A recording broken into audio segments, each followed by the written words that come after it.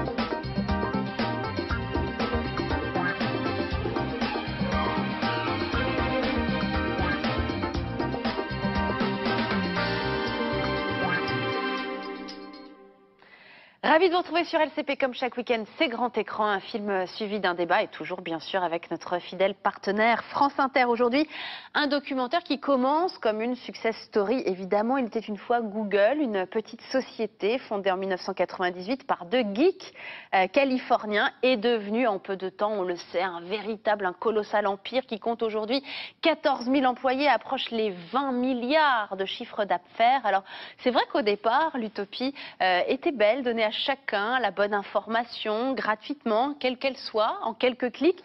Depuis, le projet Google, par son énormité, semble avoir un peu perdu, c'est vrai quand même, de sa dimension purement philanthropique. Il n'empêche, sa réussite est phénoménale, comme l'est d'ailleurs celle de Facebook, comme l'est celle d'Apple, comme l'est celle de tous ces nouveaux acteurs de l'économie numérique, sans oublier ce qu'on appelle la nouvelle économie collaborative, participative, dont on nous parle de plus en plus. Vous savez, ce sont par exemple les Blablacar, Le Bon Coin, Airbnb, etc. Alors justement, précisément, qui sont ces nouveaux aventuriers du numérique? On en parlera après le film avec mes invités. Ils sont eux-mêmes des aventuriers, notamment Antoine Joutot, le directeur général du Bon Coin, et puis la jeune génération qui est là, et les un peu plus anciens, mais leur expérience est évidemment elle aussi intéressante. Bref, on va regarder tous ensemble, tous les quatre, notre film de la semaine, Qui a peur de Google? C'est signé Sylvain Bergère. À tout à l'heure pour le débat. Je compte sur vous.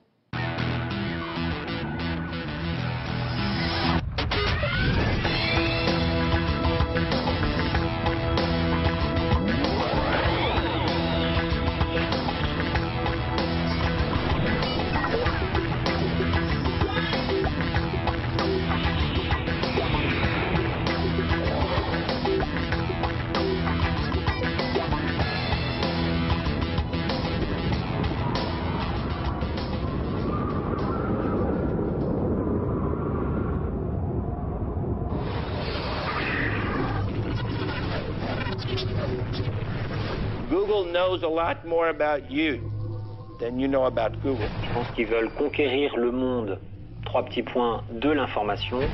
Google a envie effectivement de devenir le moteur de recherche ultime, c'est-à-dire à un moment donné, Internet c'est Google. We touch the most important thing to people, and that's information. They have said they keep everything and they keep it as forever. Quand on n'est pas sur Google, on n'existe pas. We like to under-promise what we're going to give and over-deliver. Ne faites pas le mal, nous disent-ils. Très bien, pas le mal.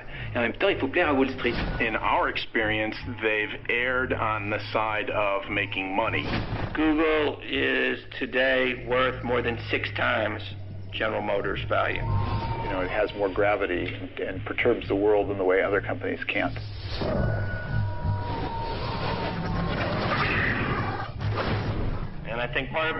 Je pense que le succès de Google vient en partie du fait que c'est gratuit, que ça marche.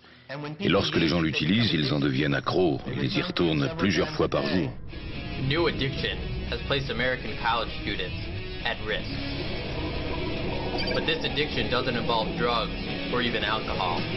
It involves something even more dangerous. Google.com. Every day, millions of college students across the country use Google to look up information. But sadly, some are becoming addicted. Hi, my name's Tim, and I'm addicted to Google. What do you Google? What do you search? Everything. Pornography, things relating to studies and classes, books I want to buy, pornography. I'm addicted to using Google. I use it to look up people. I use it when I am interested in a girl and I don't want to seem like a stalker to her, so I go on the internet. You know, my dog's name is Google, so it kind of dominates my life. What do you say to those people that say Yahoo is a superior search engine than Google? That's like the stupidest question I ever heard. Yahoo is a directory, not a search engine. Google is a search engine. Idiot. Il y a plusieurs modèles de moteurs de recherche.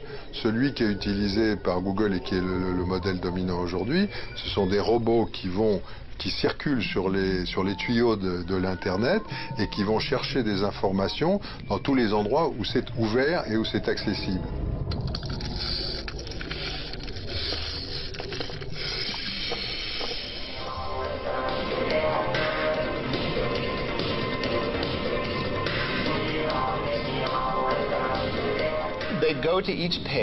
Ils vont sur chaque page, ils regardent chaque mot, ils les rapportent sur leur disque et ils indexent ainsi tous les mots de toutes les pages.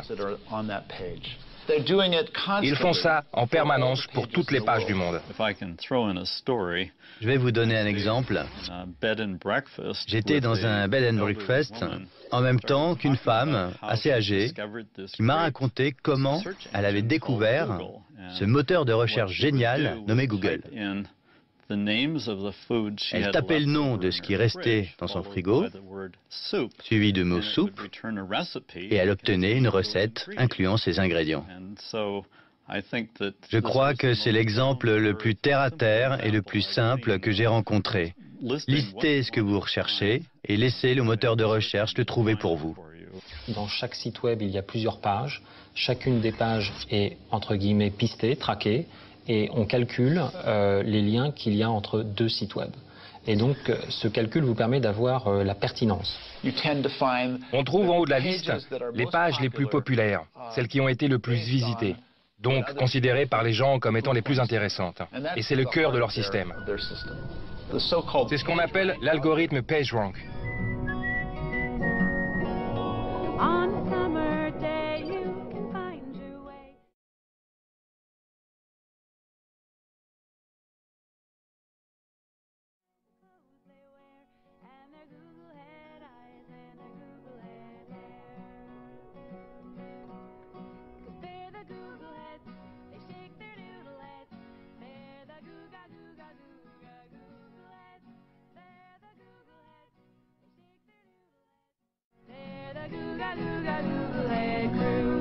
I'm a Google head too. Is what you'll say. I'm a Google head too.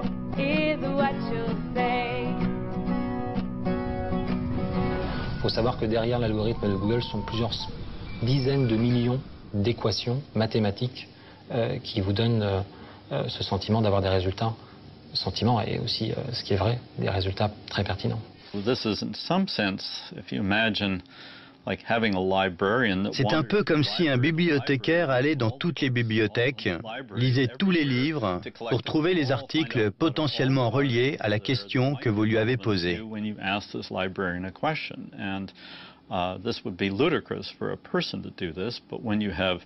C'est évidemment impossible pour une personne, mais quand on a comme Google des dizaines de milliers d'ordinateurs qui passent leur temps à se balader sur le web, à analyser les ordinateurs en Russie, en Islande, en Turquie, en Argentine, dans le monde entier, soudain, une chose qui était inconcevable avant Internet devient tout à coup possible.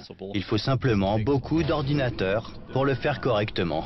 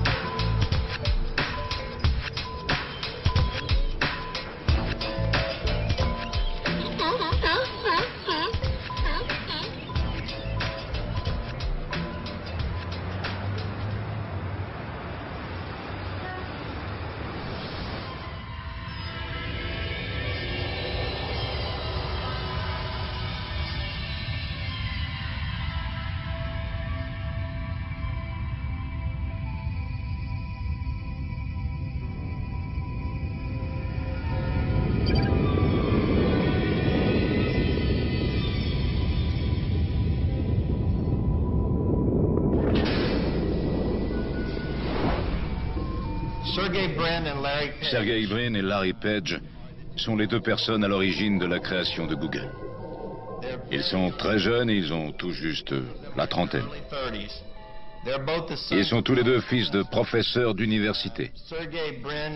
Quand Sergey Brin et sa famille sont arrivés aux États-Unis en 1979, il avait 6 ans. Ils ont quitté la Russie pour fuir l'antisémitisme. Le père de Sergey est professeur de mathématiques à l'université du Maryland. La mère est réellement une spécialiste des fusées, à la NASA. Le père de Larry Page a été le premier, il y a une dizaine d'années, a décroché un doctorat en sciences de l'informatique à l'université du Michigan. Donc, ces gars ont grandi avec les mathématiques, les ordinateurs. Et on peut vraiment dire qu'ils sont la deuxième génération de l'informatique. Qu'est-ce qui les différencie culturellement des autres entreprises? Bien moi, je dirais c'est la tyrannie des algorithmes. Pour eux, tous les problèmes peuvent être résolus en trouvant le bon algorithme. Je crois qu'ils font partie de ce qu'on peut appeler les accros de l'informatique de la Silicon Valley. Ils aiment les mêmes choses, les casse-têtes, les défis, ce genre de choses.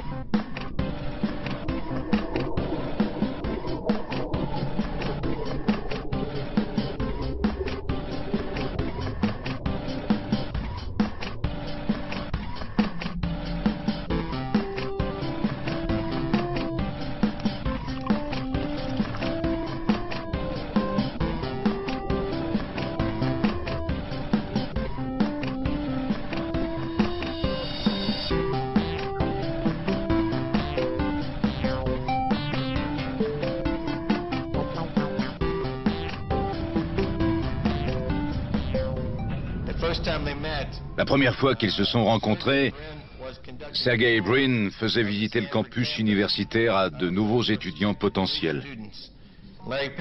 Larry Page se trouvait dans ce groupe et les deux ont commencé à parler et à se chamailler surtout devant tout le monde. Et les gens trouvaient étrange qu'ils puissent se disputer comme ça. Mais c'est avec cette mentalité qu'ils ont été élevés. Il faut provoquer et remettre en question.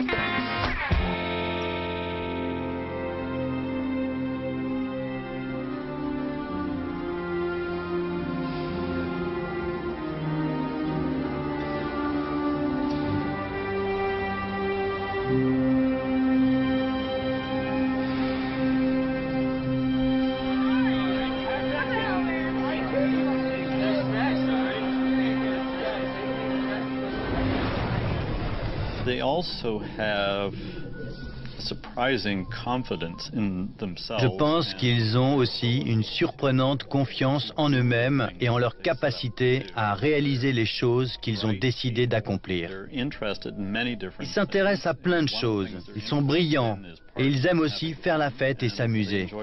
Ils aimaient faire du roller dans le campus de Stanford.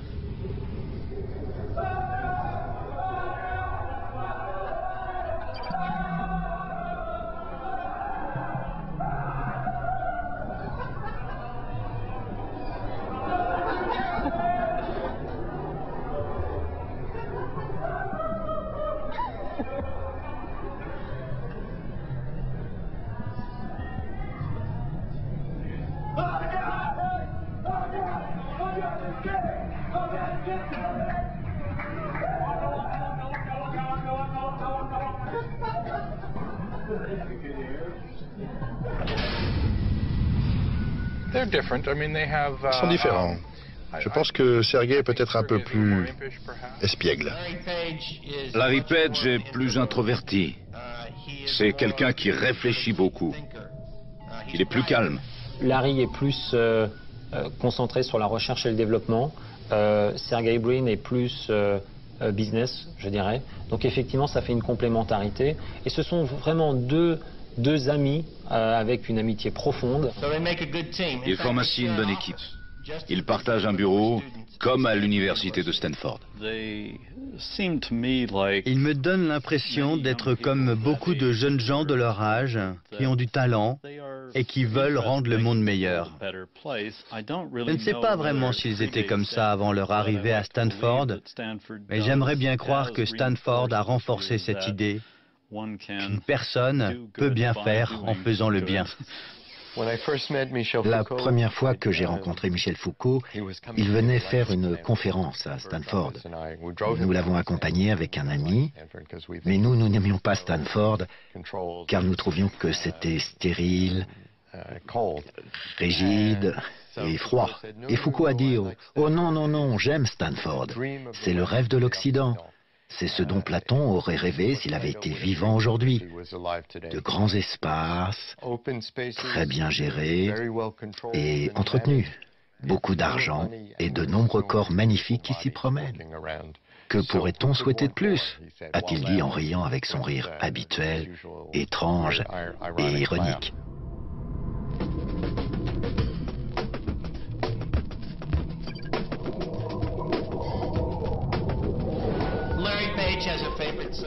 Larry Page a une expression favorite. Il dit « Il est important d'avoir un sain mépris pour l'impossible ». Il n'était pas satisfait de la qualité de la recherche sur Internet. Au milieu des années 90, le meilleur moteur de recherche disponible était Alta Vista. Il était efficace en matière de recherche, mais n'était pas très bon en ce qui concerne le classement des résultats en fonction de leur pertinence.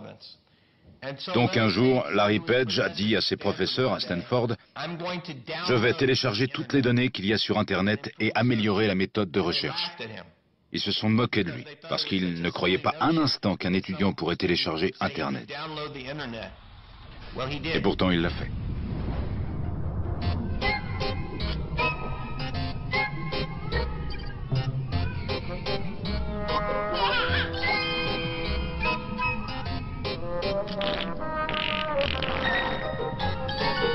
If only life were as simple as navigating on ZipNet.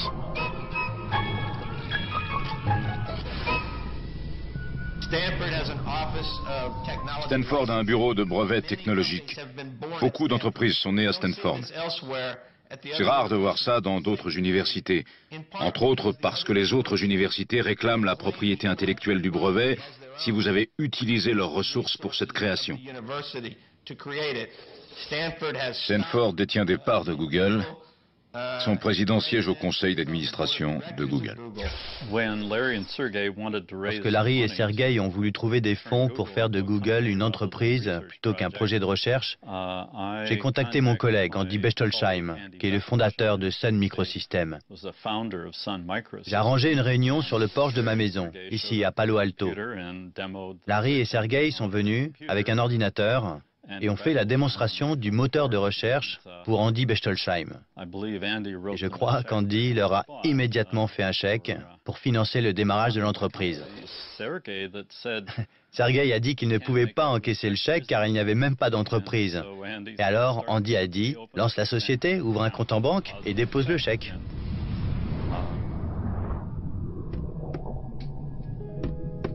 Rastafari is his name.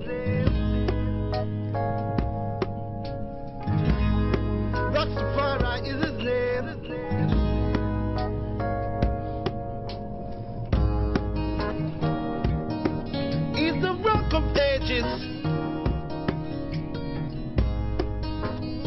He's the one who turned life's pages.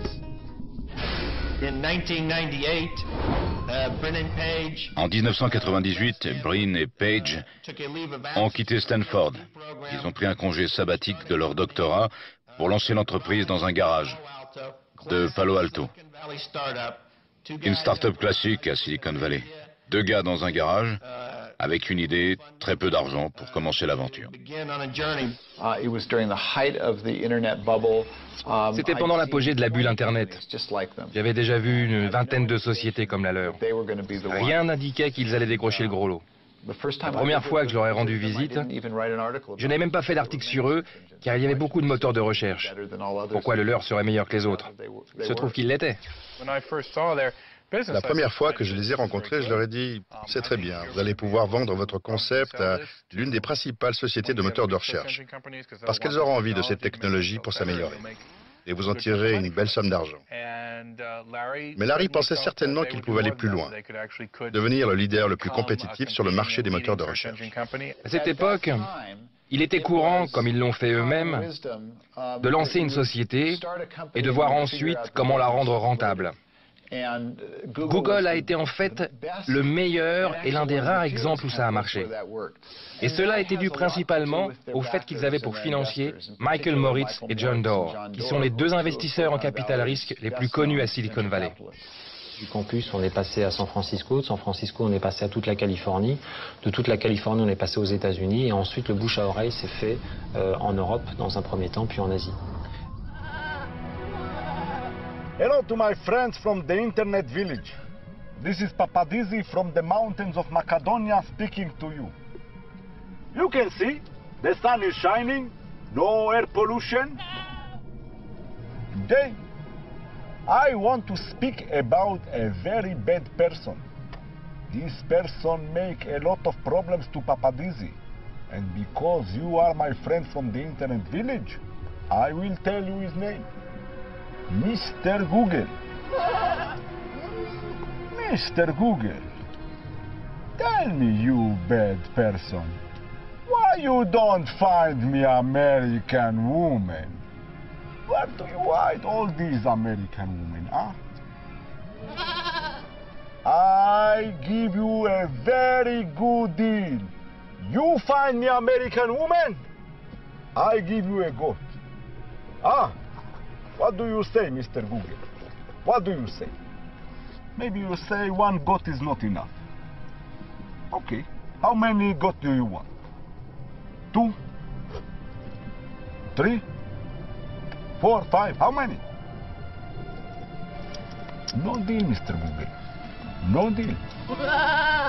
You know what? I go to Mr. Yahoo. He will find me American woman.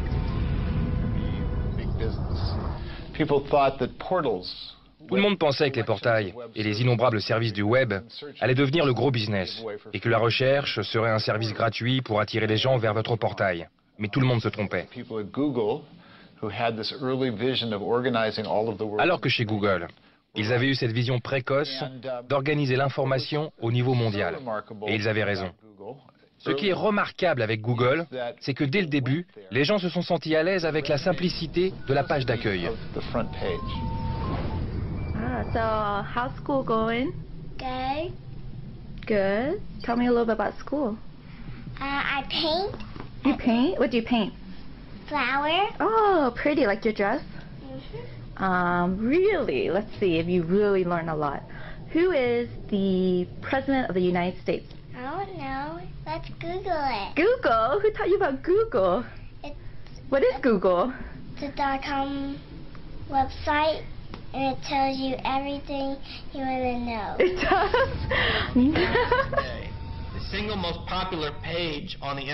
La page la plus populaire sur Internet, c'est la page d'accueil de Google. Google.com avec son fond blanc et ce logo qui nous est familier. Il n'y a pas une seule publicité sur cette page. Et elle rend fou les investisseurs qui soutiennent Sergey Brin et Larry Page. Ils disent, voilà, c'est la page d'accueil la plus populaire, la plus vue, et vous ne voulez pas y mettre de publicité. C'est parce qu'ils veulent que cette page se charge le plus rapidement possible. Leur but, c'est de laisser les utilisateurs trouver leur information aussi vite que possible et ensuite de leur proposer des publicités qui ne sont pas envahissantes et qui sont pertinentes par rapport à leurs recherches. Google s'est dit, puisque les gens sont en train de chercher une information, il serait peut-être intéressant d'aller voir les annonceurs et de leur dire, écoutez, moi, dans ma boutique, j'ai tant de gens qui cherchent telle requête qui se trouve être un produit que vous vendez. Exemple, il s'agit d'aller voir un voyagiste qui dit, j'ai 300 000 requêtes liées à un voyage au Maroc tous les jours en France, j'en ai 300 000, combien vous voulez m'en acheter?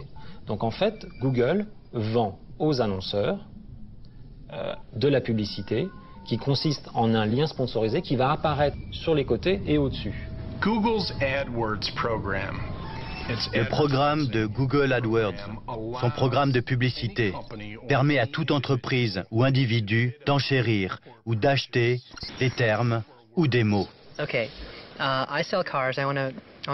Bon, je vends des voitures.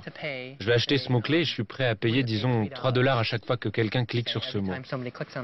Et donc Google rentre ce mot dans le système. Bien sûr, voiture est un mot très populaire. Il y a plein de gens qui veulent acheter ce mot-clé. Par conséquent, ce qui se passe, c'est que je dis « je paierai jusqu'à $3 » et d'autres disent « d'accord, je paierai $4 ou $2 ou plus ». Ce qui se passe, c'est qu'on participe à une sorte d'enchère. Quand un utilisateur va chez google.com et fait une recherche sur le mot voiture, la publicité qui sera affichée en haut de la pile sera celle de l'annonceur qui aura misé le plus d'argent. Mais même si je dis OK, je suis prêt à payer $20 à chaque fois que quelqu'un clique sur voiture, si personne ne clique sur ma pub, Google peut refuser de l'afficher. Ça fait partie du système. Ça ne dépend pas uniquement de ce que je suis prêt à payer, mais aussi du point auquel ma pub est intéressante. Donc qui passe en premier? C'est l'annonceur qui aura réussi à avoir le plus de clics et avoir payé le plus cher. Il y a un vieux dicton dans le commerce de l'Internet qui dit que les entreprises qui font le plus d'argent sont les 3 P. Pilule, pornographie et poker. Typiquement, les mots les plus chers sont ceux liés aux jeux, au porno ou aux médicaments. Donc on a là une forme de publicité intelligente qui tient compte de la popularité elle-même de la publicité. Chose que vous n'avez pas en télévision, où là, le téléspectateur subit la publicité, il n'a rien demandé, et en plus on lui met devant les yeux des publicités qui n'ont généralement rien à voir avec le programme qui est exposé sur les écrans. 95% ou plus des revenus de Google sont générés par la publicité en ligne. C'est probablement l'un des nouveaux supports publicitaires les plus puissants du monde. Et sa croissance est fulgurante. Tous les autres mettent des bannières et des trucs qui se promènent à travers l'écran. Et ça exaspère les internautes. Le succès de Google est, je pense, en partie dû au fait qu'ils n'irritent pas leurs utilisateurs.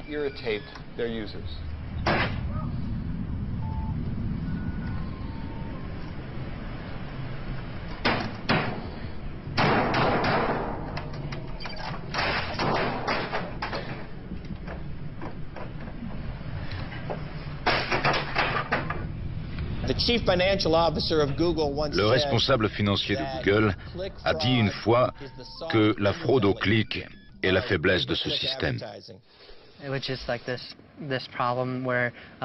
C'est lorsque les gens cliquent illégalement sur des pubs pour tromper les annonceurs et les dépouiller de leur argent.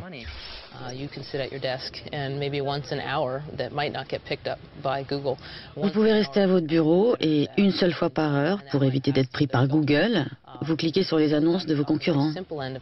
Ça peut passer la barrière de leur filtrage. Et c'est la manière la plus simple d'effectuer la fraude au clic. Il existe aussi une manière plus compliquée qui consiste à programmer automatiquement les clics à travers le monde et de manière anonyme. Et c'est très difficile d'en trouver et l'origine et l'intention. S'ils ne font pas plus pour protéger les annonceurs contre les fraudes au clic, je pense qu'ils s'attireront non seulement des procès de la part des entreprises privées, mais aussi des enquêtes fédérales du gouvernement.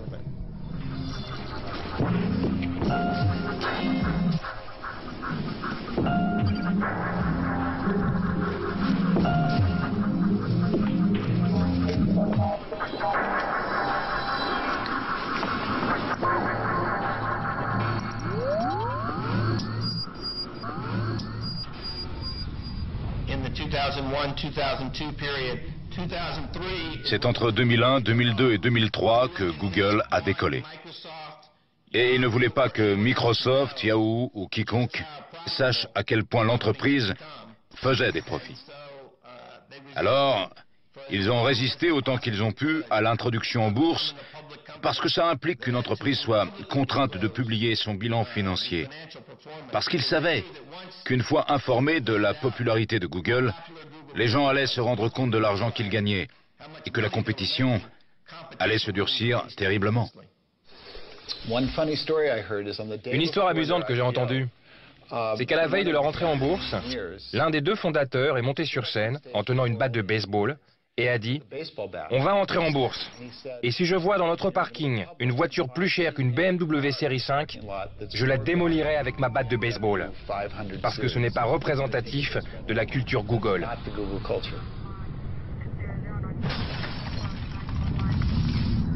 Quand Google a été mis sur le marché, ils ont bravé un certain nombre d'usages établis par les grandes sociétés par actions de Wall Street et les sociétés d'investissement qui pilotent les introductions en bourse. Google aime faire les choses à sa manière et Sergey Brin et Larry Page ne voulaient pas payer les honoraires habituels de 7% à Wall Street. Et ils ne voulaient pas que Wall Street ait le pouvoir ou le contrôle sur ce qu'ils allaient pouvoir obtenir des actions.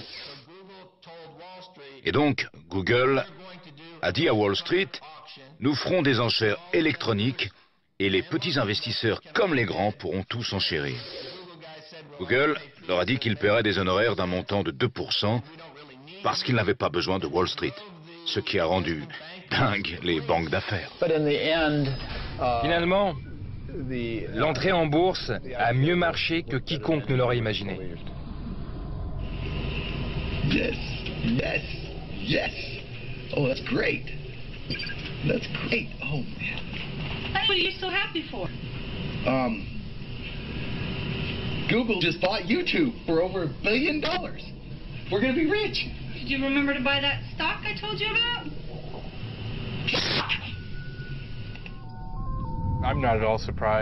Je ne suis pas surpris qu'après avoir été dans le tumulte d'une entrée en bourse, au cœur de Wall Street et du commerce, il souhaite échapper à tout ça pendant un petit moment pour profiter de la vie dans une communauté alternative.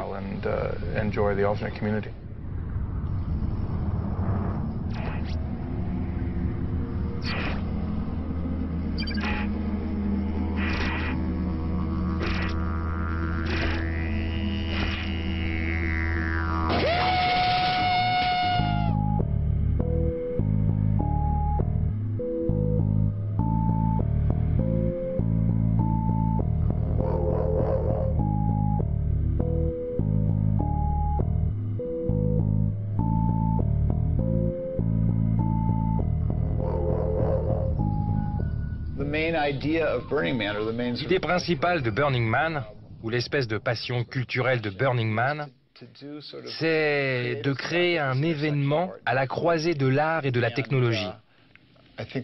Et je pense que ça, c'est très proche de l'âme des fondateurs de Google.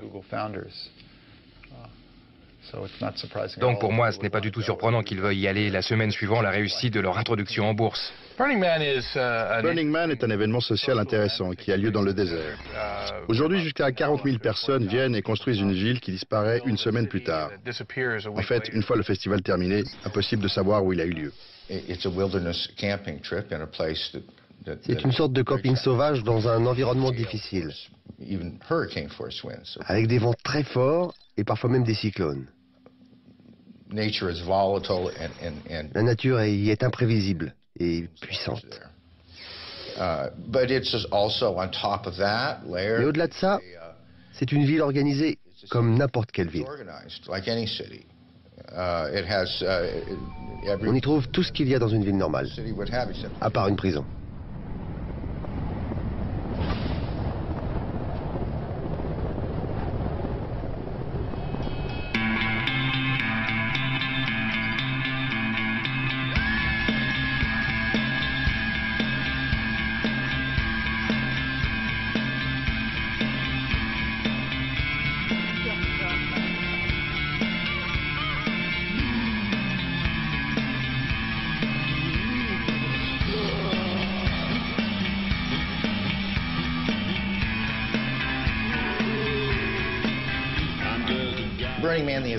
L'événement Burning Man, c'est un rassemblement de plusieurs milliers de personnes sans aucun échange commercial.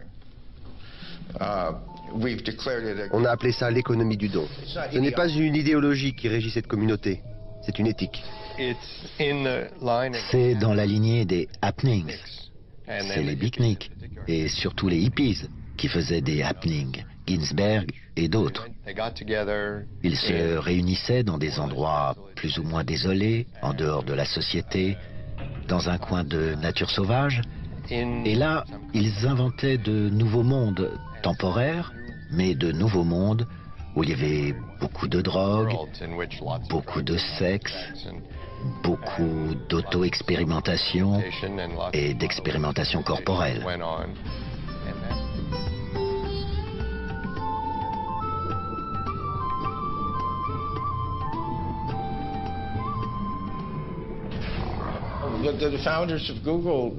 La première fois que les fondateurs de Google sont venus, ils se sont déshabillés et se sont peints le corps.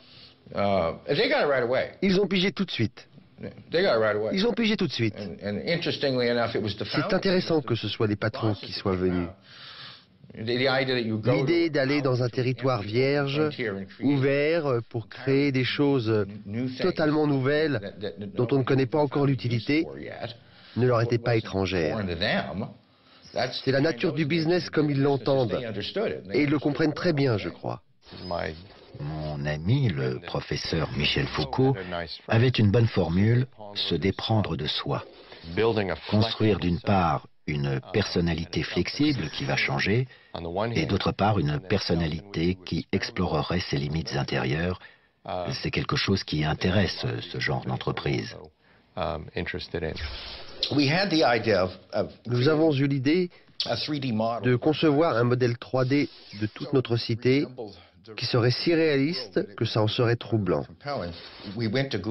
Alors nous sommes allés voir Google et nous leur avons expliqué ce que nous avions en tête.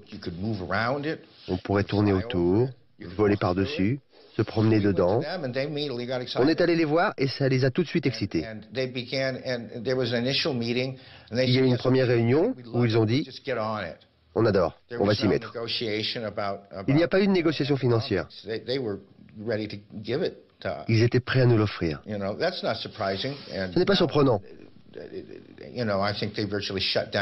Vous savez, je crois qu'ils ferment quasiment durant le rassemblement de Burning Man. On dit même que le fait d'être venu à Burning Man est pour eux un critère d'embauche. C'est plutôt intéressant. J'ai eu l'occasion de parler à une de leurs cadres et elle m'a dit « Vous savez, on aime juste faire des trucs qui nous plaisent, qui paraissent intéressants. » Et on verra le côté financier plus tard. Le danger serait que Google rachète Burning Man et en fasse son Disneyland personnel. Mais ça n'est pas le but. Pourquoi voudraient-ils le racheter? Ils veulent y apprendre, s'en servir, y participer, ils veulent y expérimenter. Donc c'est dans l'intérêt du capitalisme mondial avancé d'être proche, et même impliqué dans ce genre d'expérimentation. Mais s'ils contrôlaient ces endroits, ils les ruineraient et ils ne fonctionneraient plus comme ils le devraient.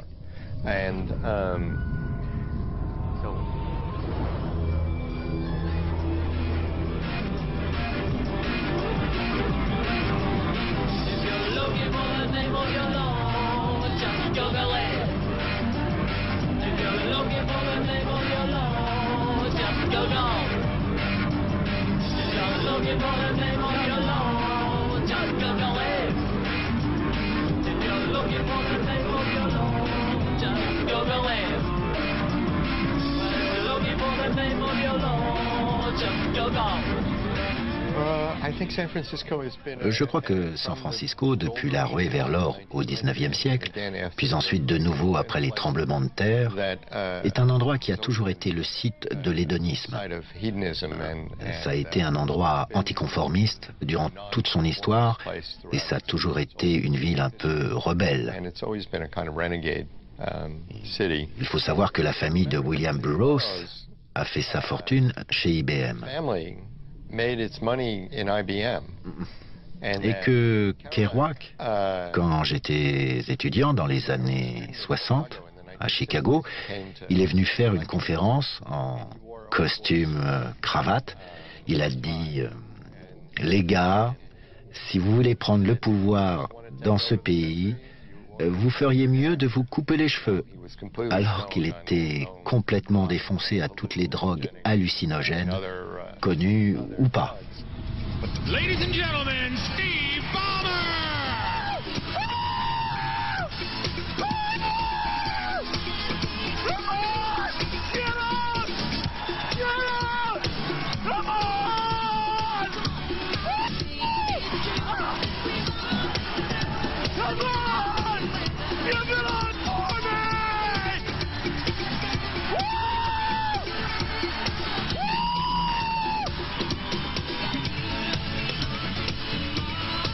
Come on!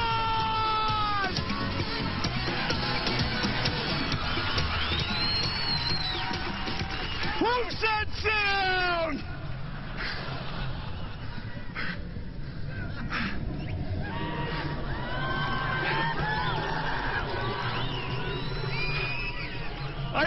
words for you. I love this company. Yes!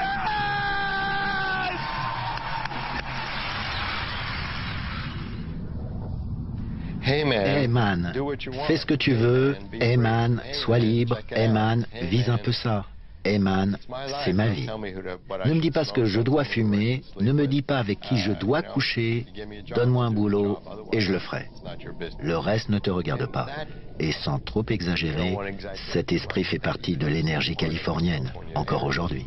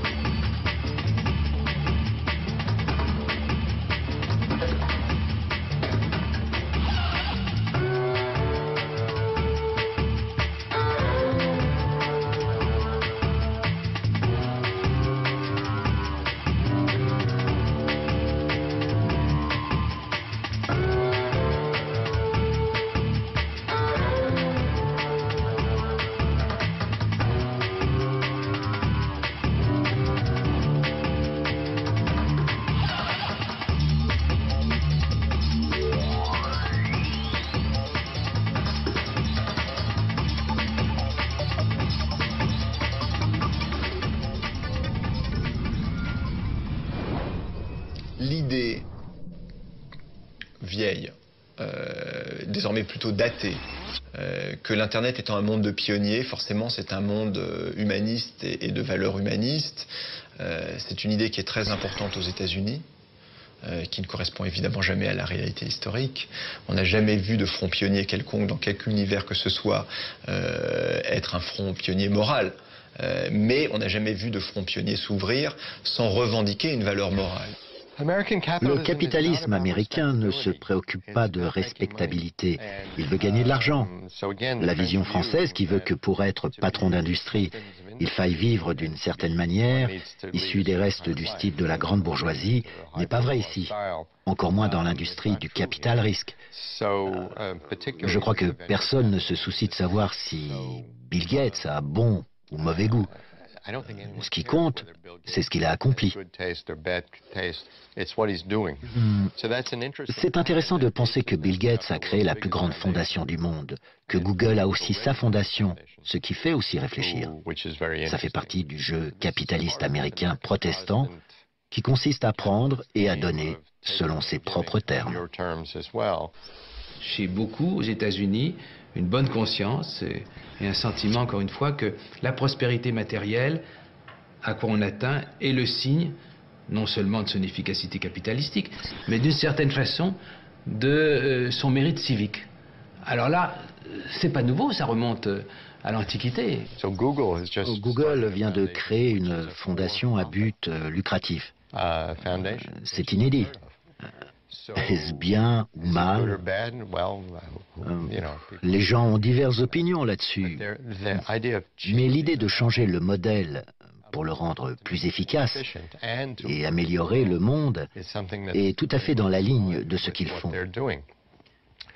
Leur premier projet est d'éliminer la polio en Inde. Et de le faire sans l'État ou l'ONU, mais en se servant des nouvelles technologies et les téléphones portables qui peuvent être distribués dans tous les villages de l'Inde afin que les rapports épidémiologiques soient beaucoup plus précis qu'avec n'importe quel autre appareil bureaucratique existant Et ils veulent aussi mettre en place ce modèle de façon à ce que ce soit eux, probablement, qui vendront les téléphones portables, les logiciels, les connexions, je ne sais quoi. C'est très américain. Quand vous avez du succès et que vous êtes riche, vous pouvez vous permettre d'avoir plus d'éthique.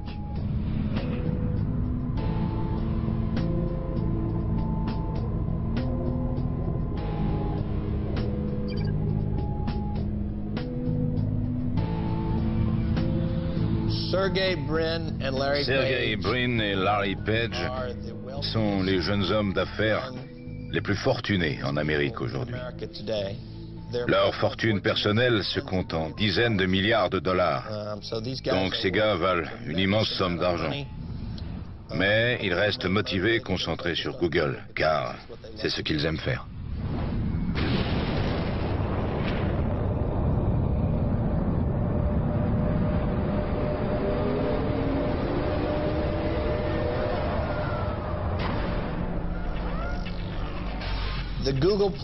Googleplex est le siège social de Google et il est situé à Mountain View en Californie, à Silicon Valley. C'est comme un campus universitaire sous stéroïdes, je veux dire, c'est un endroit délirant. Well, we try to provide a really comfortable environment here, and also we make it playful to increase creativity. How you doing? Hey, David, how are you? Pretty good. What's up? Oh, not much, but we're making a movie. Oh, I'm sorry. I'll leave you alone. All right. See you at the Tech Talk. Yes. Hi, I'm Jen Fitzpatrick, and I'm an engineering director here at Google. La meilleure façon d'entretenir de la matière grise, il faut que la matière grise se sente à l'aise. En d'autres termes, on leur offre des conditions de travail qui sont absolument uniques, ne serait-ce qu'aux États-Unis. We have the on-site gourmet cafes. You're surrounded by very bright, very enthusiastic people, and things happen really quickly. The weather is great, the people are great. You've got San Francisco just 40 minutes away from Google. That I think Google is famous for. They've really gone a long way to optimize that. Et ils ont vraiment été loin dans le but d'optimiser les choses pour les employés. Donc il y a une station de lavage pour voitures, vous pouvez vous faire couper les cheveux sur place, vous n'avez pas à sortir pour aller chez le coiffeur. Je crois qu'il y a un médecin et si vous êtes souffrant, vous pouvez le consulter. Il y a une salle de gym, etc. Pour un employé, c'est très agréable. Vous pouvez vous débarrasser de toutes les contraintes de la vie de tous les jours sans avoir à courir ici ou là et vous pouvez vraiment vous concentrer pour faire un bon travail. Ils permettent même aux gens d'amener leurs chiens au travail, pas les chats. À Googleplex, il y a des machines à laver et des sèche-linges, en fait. Ce qu'ils ont tenté de faire, c'est d'éliminer la distinction entre le travail et le jeu. Google a eu un incroyable impact sur la Silicon Valley, parce qu'ils ont réussi à recruter les meilleurs et les plus brillants.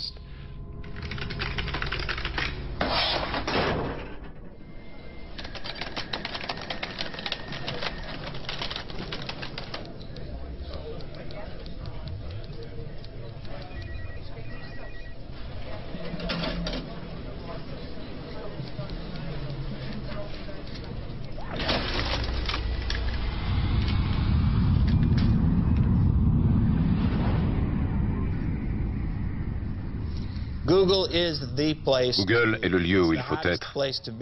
C'est l'endroit le plus coté où vous puissiez être. Ils ont embauché de nombreuses personnes très talentueuses de chez Microsoft, de chez IBM et d'autres entreprises de technologie. Bill Gates a dit, à mon avis, Google est une menace pour Microsoft. MSN, le moteur de recherche de Microsoft, a énormément investi pour tenter de rattraper Google. Et jusqu'à présent, ils ont perdu du terrain. C'est pour moi extraordinaire. Vous voyez, voici la première entreprise informatique au monde qui s'évertue à rattraper Google et qui n'y arrive pas. Avec le temps, ils seront de plus en plus amenés à empiéter sur le domaine de l'un ou de l'autre parce que Google offre beaucoup de choses variées. Les feuilles de calcul, des programmes de traitement de texte et d'autres programmes. Et cela gratuitement, sur le web. Toutes choses qui sont maintenant payantes chez Microsoft. Microsoft a peur qu'on puisse se passer de Microsoft Windows.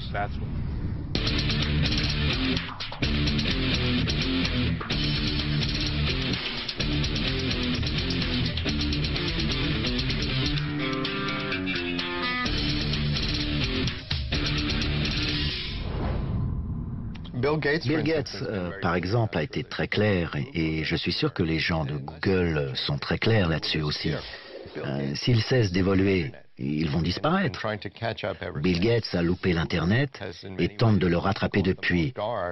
Google les a pris par surprise, alors ils dépensent beaucoup d'argent pour tenter de savoir ce qu'ils peuvent faire pour survivre dans le monde de Google. Ce qui a tendance à inquiéter les acteurs sur Google, c'est finalement cet effet bulle financière qui s'est recréé autour de leur valorisation et qui leur donne justement les capacités d'investir, d'acheter YouTube ou d'acheter d'autres sociétés avec une valorisation complètement démente. Donc ça donne une idée du pouvoir de Google d'action dans une sphère économique. Mais malgré tout... Choose life. Choose a job. Choose a career. Choose a family. Choose a homepage. Google est présent dans plus de 100 pays et dans plus de 100 langues différentes. Google est la société qui atteint le plus gros chiffre d'affaires et plus rapidement que n'importe quelle autre société dans l'histoire des États-Unis. Je pense que Google sera encore plus grand que Microsoft ou IBM parce que la plateforme sur laquelle il repose, Internet, est plus grande.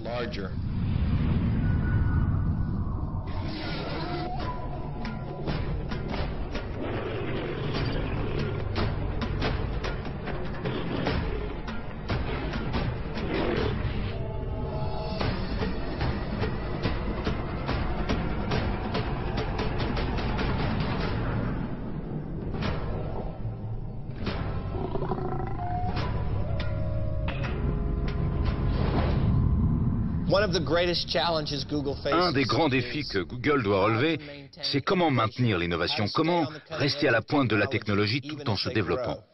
De toute façon, le plus important, c'est l'utilisateur, c'est pas la bourse. Focalisons-nous sur un produit qui va être apprécié par les utilisateurs. C'est notre premier client, ce sont nos utilisateurs. Ce n'est pas l'analyste à Wall Street. Google a proposé une quantité de nouveaux services, et ils disent toujours la même chose lorsqu'ils en lancent un. En tant que journaliste, quand je les appelle et qu'à la fin de la conversation, je leur demande « Quel bénéfice allez-vous en tirer ?»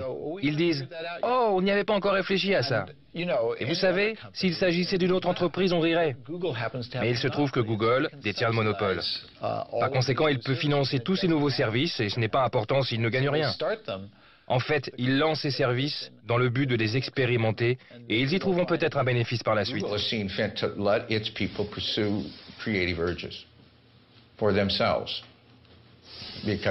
Google pense qu'il est bon de laisser leurs employés poursuivre leur créativité personnelle parce qu'ils sont passionnés. Il y a une latitude de la place pour jouer. Et jouer, c'est en fait très utile.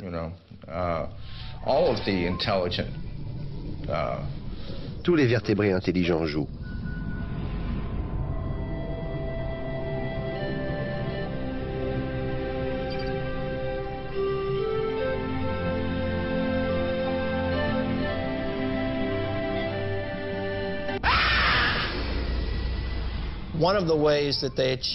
Une des manières pour eux de réussir l'innovation technologique, de garder la motivation et la loyauté des employés, a été d'instaurer le 20% du temps. Ils donnent la possibilité à chaque employé, un jour par semaine, ou une semaine sur 5, de travailler sur ce qui l'intéresse, sur ce qui le passionne, pas sur quelque chose que le patron voudrait qu'il fasse, mais sur ce que lui a envie de faire. Ça ne doit pas être nécessairement en rapport avec Google. C'est comme ça. Vous travaillez sur ce qui vous intéresse. Et grâce à ce 20%, Google a développé quelques-uns de ses produits les plus intéressants et les plus novateurs. Google News, Gmail, l'email de Google et d'autres produits sont nés de ce 20%. Come in. So who called the cops?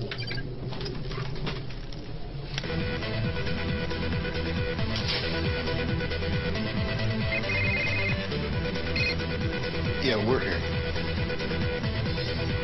Is this 121 Oak Street? No.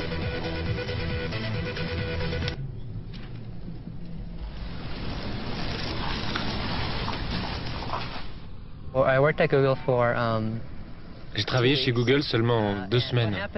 Et ce qui s'est passé, c'est que pour aller chez Google, j'ai démissionné de chez Microsoft. Je suis arrivé chez Google et j'ai commencé à écrire un blog dès le premier jour. Et je suppose que fort de mon expérience chez Microsoft, c'était quelque chose de normal. Alors lorsque j'ai commencé mon blog, j'ai blogué sur des choses personnelles et sur mon travail chez Google. Et donc j'ai blogué assez ouvertement, mais sans exposer de secrets.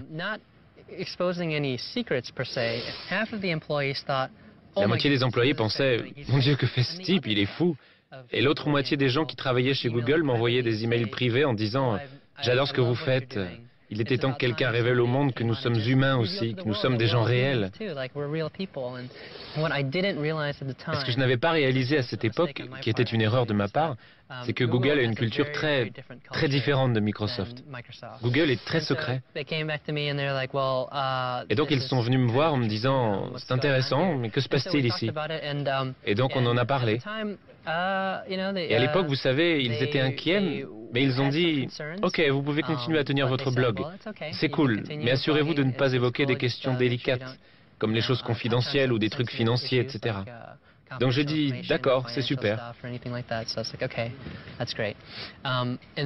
Et j'ai continué, et 2 jours après, c'est-à-dire la fin des 2 semaines, ils m'ont convoqué en me disant que j'étais licencié.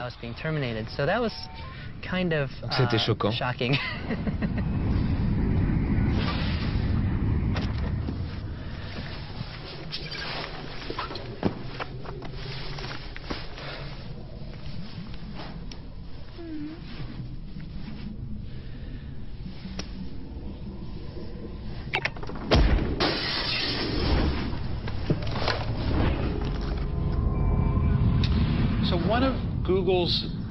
L'un des grands secrets de Google est la taille phénoménale de ses infrastructures informatiques.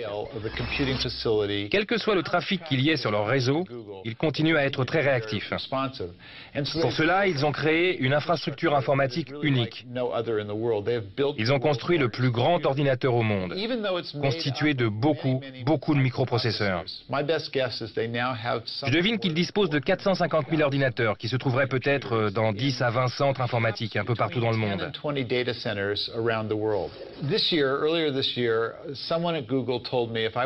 Au début de l'année, quelqu'un de chez Google m'a dit que si je voulais trouver leur plus récent centre informatique, bien qu'ils le tiennent secret, j'aurais simplement à rechercher le lieu où l'électricité et la fibre optique sont les moins chères en Amérique.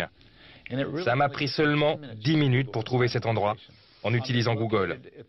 Il est situé au Delaware, qui est le long de la rivière Columbia. Ils y ont construit 2 centres. Ils font chacun la longueur d'un terrain de foot et la moitié en largeur. Je n'ai pas reçu la permission d'y pénétrer. La capacité de traitement de Google est la plus grande au monde aujourd'hui. Ça doit être plusieurs fois ce que les administrations les plus puissantes ou les entreprises les plus puissantes ont. C'est sans commune mesure. Ils sont sur une autre planète dans ce domaine-là. Toute entreprise visant à combattre ou à rentrer en compétition avec Google doit savoir qu'il lui faudra des milliards de dollars et des années avant d'arriver à cette infrastructure.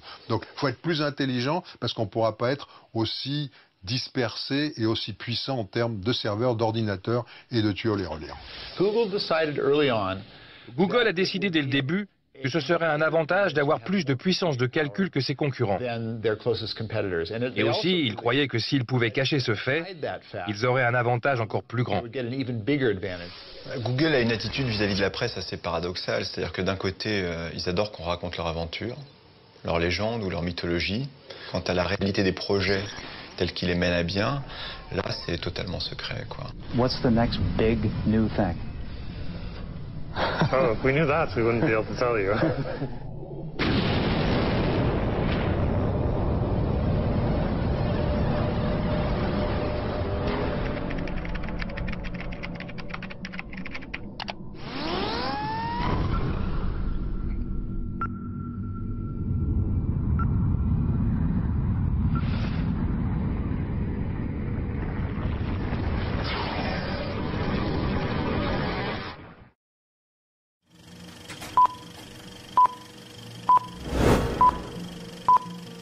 Nous vivons une époque, les prophéties de la Bible vont s'accomplir. Elles se réalisent.